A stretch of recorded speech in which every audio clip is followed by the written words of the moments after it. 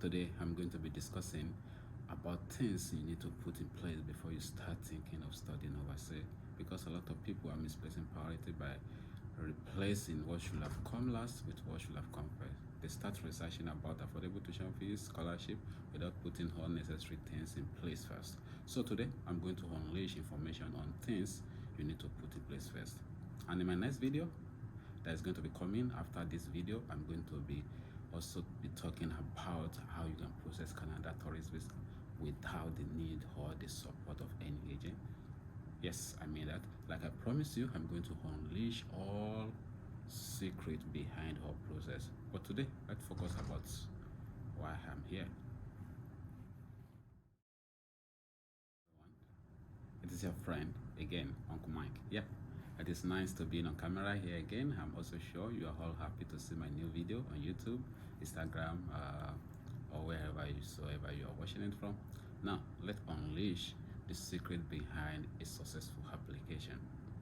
Today is going to be about overseas admission application processing. Now, let's start from the real roots. Let's handle what are the things you need to put in place before you even start dreaming of studying overseas. Because some people just wake up in one good morning and start thinking and say, okay, I want to study overseas. Yeah, that's cool.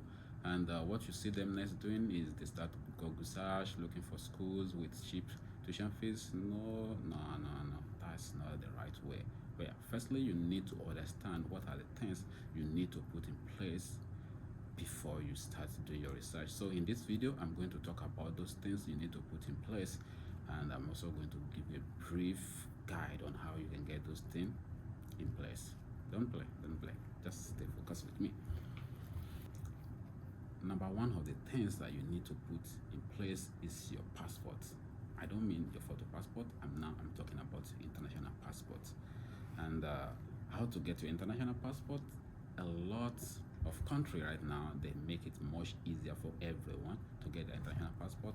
Probably you get it from the immigration office. So you just need to contact with your immigration office by maybe going there in person and make all the requirements and get your passport processed. Probably takes maybe 2 weeks, or it depends on your country, and some country even faster, maybe 1 day or 2 days. And but your fingerprint is very, very important. So I will advise you, just firstly do your research, go to the immigration website of your country, because most time you need to fill an online application form before you go there in person for top print. So you can also be informed that a fees being required in our country is not free. Okay, so number two of the 10 you need to put in place before you start dreaming or thinking that you want to study overseas is your certificate and transcript. Yeah, well, why do I talk about certificate? I know almost everyone have their certificate in place. Yes, because some people have their certificates, but transcripts probably you don't have. Yeah, because most schools, especially in Africa, they believe like you don't need your transcript. Only if you need it, you come and request for it. Not after you graduate. The same way they present you your certificate, they don't present you your transcript in such manner. So you just firstly need to go and get your transcript. If you're a high school student, you go back to your school. You can get it. I'm sure you can talk to your head teacher or your principal or headmistress, wherever, and get your transcripts. Maybe last 2 years or last 3 years or even last 1 year transcript is enough. The 3 semester for high school student, and for master's applicant who already have their bachelor degree, they need to get their certificate. Their transcript or the year transcript. Yeah, most schools they're making it difficult, but still you just need to find your way around it. And because some schools they start requesting which university do you want to use it. No, it's not in that way. It's your rights, it's your property. Like you can request for it at your own piece of time, just for your own record, because it's what you have worked for. So you have the right to request for your transcript. So just walk around it, even if you require you to pay some tips, just to make everything go well for yourself. Because this transcript and the certificate, why you need it is because you need to notarize it. Yes, you need to notarize it. So, and let's talk about the notarization of your documents. Just the certificate and the transcript are the important one that you need to notarize. Some people get it confused and started notarizing their for the copy of their passport data page. No, all these things are they are not really required. Just your certificate and your transcript are really essential document that you really need to notarize. Okay, so You just take your certificate and you transfer it to a notary office, public office, and you get it notarized. Most countries they are easier that way. Why some maybe Western African country, you may need to go to the firstly take it to the Ministry of Education first and get it legalized, and also take it to the Ministry of Foreign Affairs and also get it legalized. So just find around, ask question, do research, make sure you have idea, or maybe if it's also easier for you, some places also you just need to take it to the Minister of Foreign Affairs, or maybe take it to the Federal High Court or so whatsoever, and get it certified first before you take it to the Ministry, to notary office, public office, to get it notarized. So after that, time to start thinking of the career you want to pursue, your dream major, how much fund you can raise, how much support you can get from your family or from your parent or from or from your guardian whatsoever. You need to pen all these things down, because they are much easier for you to do your research after you have all these things in place. Because even if you are going to apply for scholarship, you still need to know how much you can raise, or how much you have in how much you need to know how much you have in hand and how much you can get after getting this admission, because you need to travel. Even for schools that provide full scholarship, you still need to handle your flight fees and other necessary things. So you need to understand this and then make yourself ready for all this information.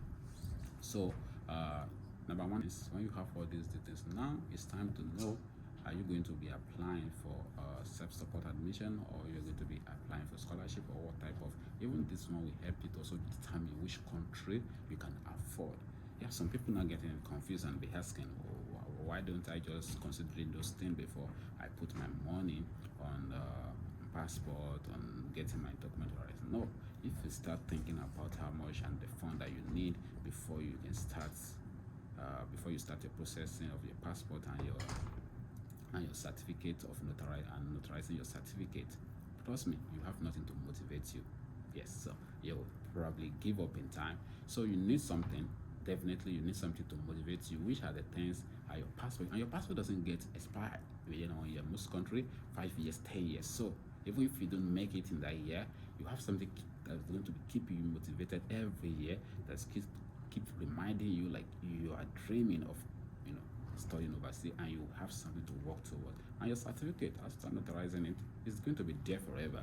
So after you already know how much you can raise and how much you have in hand and how much support you can get after getting your admission, now you will determine the schools, the country that you can afford. And if you also to country, most country they provide scholarship, most country they don't provide scholarship. Even they prove they provide scholarship, but the scholarship, I can't categorize them as scholarship. In my next other video, I'm going to be talking about country with different type of scholarship and how you can access it, and which country you can get partial scholarship, which country you can get full scholarship, and which country you can even get maybe some waiver. Like let me just give you a sample. Like Canada, some schools like maybe $20,000, and you can get a tuition waiver of like maybe $3,000 to $5,000. Means you still need to pay like around $15,000 to $17,000. I'm talking about bachelor student. Okay, so you see, you need to understand all these things, and why some country in some Europe, yeah, just $3,005, euro. Yeah, you're already paying your tuition fee, so you have to have understanding. I'm going to elaborate. I'm going to give you full details on all these things in some of my next video. So you just need to do me a favor, subscribe, keep motivating me so I can keep doing this job. It's free, but I need something to keep motivating me, to keep letting me know, like, people are really expecting and waiting to watch my next video, so I can do more research and I can come up with new update. Like I promised, in my next video I'm going to be talking about how you can process a Canada tourist visa, because I know not everyone want to study overseas. Some people are just, their dream is just to tour around the world, or greener pasture. Just a lot of people with different reasons, so I want to feed everyone with whatever they need. So that's why I'm not going to focus about one topic. I'm going to move to the next topic about tourist visa in my next video. So manga, please don't play, just focus and make sure you click the button of subscribe, turn on notification. Just subscribe first. I'm just begging you, subscribe, because when you subscribe, I can still have my subscription, my number of subscription, they are moving up, so that I can get motivated and I can come up with my new video in next few days. Trust me, I'm going to feed you with all necessary information that you may all need to move forward or to fulfill your dream in On this screen, I'm also going to show you some other things you need to put in place, because not about all certificate, passports, and your transcript or notarizing of them. That's more important only, but you still need to put some other things in place. But definitely after you start, you get ready to apply. These are the time you need all these things, but I'm going to list them on the screen so you can also see and have an idea, because most time, especially when you're applying for scholarship, a lot of schools need you, especially master's applicant. You need to write a study plan, statement of purpose, and also you need a transcript from professor or maybe associate professor from your previous university. These are the things, maybe another important things you need to put in place, and how we some other video I'm going to explain how you can handle your study plan, or maybe you can get help from some. I can give you some tips on how you can get there, maybe spend some money for some people, some experts who are good at it. Yeah, we're going to talk about everything. But I just want you to know there's a lot of other things you need to put. What are the important one? That's what we deal with today. So in my other video, we're going to be dealing with other stuff. Okay, so like I said, it's your friend, and I'm going to be here for a long time. Just make sure you subscribe to my YouTube channel, and let's enjoy this journey together. It's going to be a journey of a long time. I'm not running away anywhere.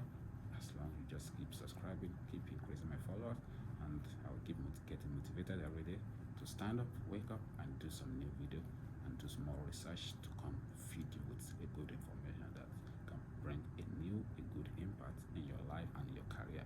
Don't play, like I said. Just stay focused with me, and you get. See you in my next video. Bye bye.